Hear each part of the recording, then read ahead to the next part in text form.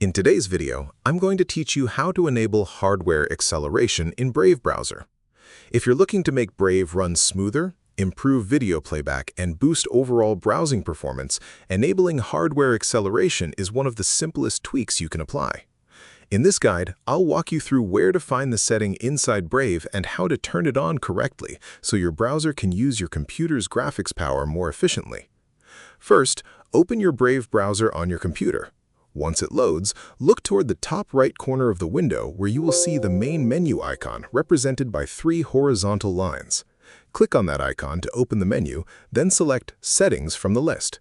This will take you into Brave's full configuration panel where all browser controls are located. After entering the Settings page, scroll down through the left-hand panel until you find the section labeled System. Click on it to open System-related performance options. Here, you will notice a setting that used to be called Hardware Acceleration, but in newer versions of Brave, it appears as Graphics Acceleration. You can switch this option on by clicking the toggle next to it.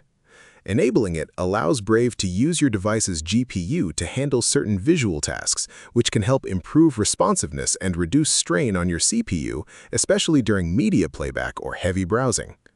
Once you enable the toggle, look for a relaunch button that appears at the bottom of the screen. Click it to restart Brave so the changes can take effect. The browser will close briefly and reopen automatically with the new setting applied.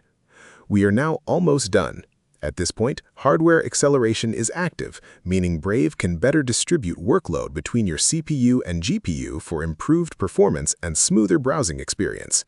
You should notice better video playback and overall responsiveness when navigating websites.